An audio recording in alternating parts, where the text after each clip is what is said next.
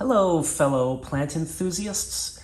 So I have these two old orchid pots which I never planted orchids in before, even though I did use them for something in the past. And I recently purchased these two Cattleyas from Lowe's. And you know, when they plant them like this, you have to repot them, but even if they're planted, the way they typically plant orchids in stores, typically the Phalaenopsis, is a way that only keeps them alive temporarily and then they croak. You really want them in a pot that they can breathe in and not the pots that they put them in. But on top of that, they always try to sell you orchid bark, but I'm going to show you a way that I found that worked for me, where I'm able to keep orchids alive now thanks to the media I use as opposed to trying them in orchid bark. For starters, let's see how these orchids look. So I'm going to just cut the bottom and try to pull it from underneath if I can. So I'm peeling that, and that comes right out. And here's one. It's wrinkly. It really needs to be repotted. On a side note, I did get these two from clearance, so they are what I would refer to as a rescue plant. Those are the best kinds because you have the fun and enjoyment of getting the plant where it's dying and reviving it, and the satisfaction of having a good green thumb. And this one also very wrinkly. But you know, when they're wrinkly, they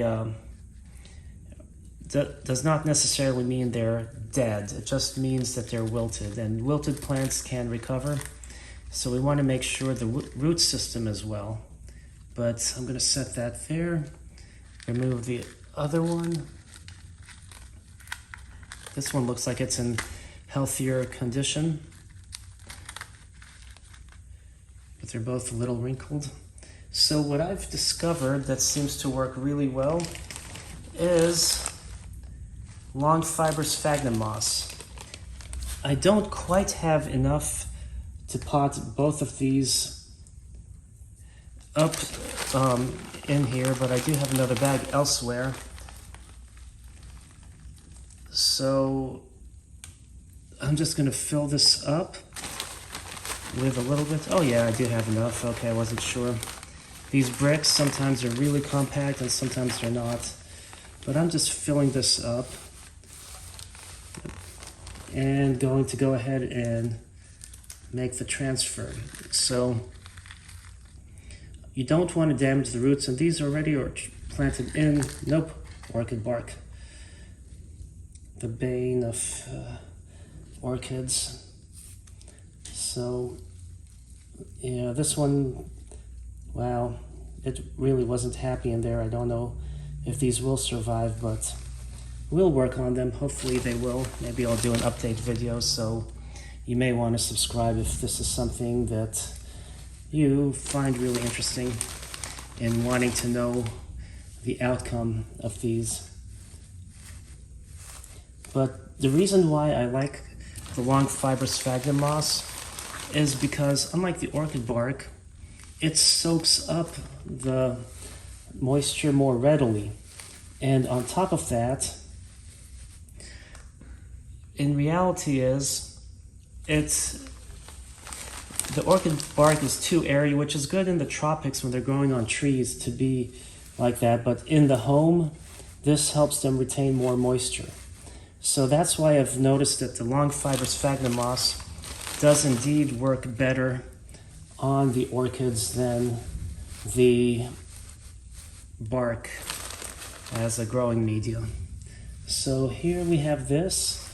It's ready to be watered. Now let me switch these around and get the other one.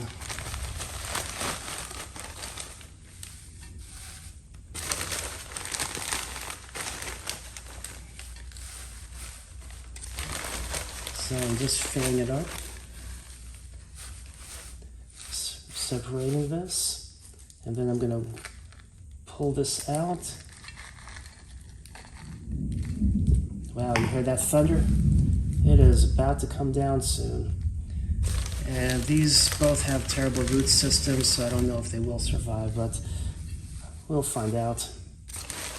I've been able to have my mom's orchid that was dying recover, and I got it to start growing and setting out new roots and everything by using long fibrous sphagnum moss instead of the orchid bark. So this way is a tried and true way that I've had success with in the past. So if you're wondering about transplanting an orchid that you bought in a 2-inch pot, this is the way to do it with the long fibrous sphagnum moss. So here I have these 2 orchids that I just potted. I'll have to go water them, and I can add more sphagnum moss as it settles.